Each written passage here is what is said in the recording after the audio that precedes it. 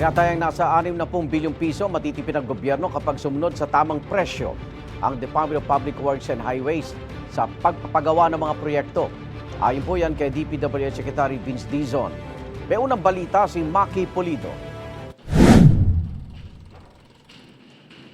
Sa tansya ni DPWH Secretary Vince Dizon, nasa 60 taga-DPWH, kontratista at politikong sangkot umano sa anomalya sa mga proyekto kontra baha ang magpapasko sa kulungan. We're very, very confident na kulong to mga to. Maraming magpapasko sa kulungan. Yung mga karapatan po ng mga tao na sangkot po dito ay kailangan din galangin. But it's not to say that we are not hell-bent on getting them to prison if they are found guilty of the crimes charged. Ang Department of Justice ipinatawag na mga respondent sa 5 reklamo kaugnay ng mga ghost flood control project na iniimbestigahan ngayon.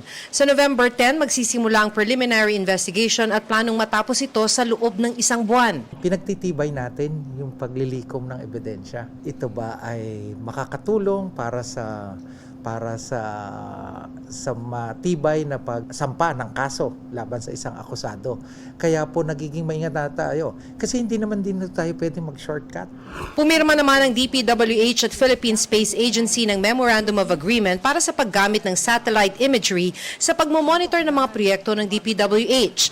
Ayon sa DPWH, bloated o higit sa tamang presyo ang mga project cost sa mga nakalipas na dekada. Sa Region 4B o Mimaropa halimbawa, batay sa pagsusuri ng DPWH, prenesyuhan ng DPWH ng higit 23,000 pesos per metric ton ang aspaltong wala pang 6,000 pesos sa merkado. Higit 1,400 pesos per cubic meter ang graba na 600 pesos. 1,500 pesos ang buhanging 620 pesos per cubic meter. 50 pesos per kilo ang sheet pile na dapat ay 40 pesos lang. Ibang halaga ng patong sa iba pang rehiyon pero overpriced din.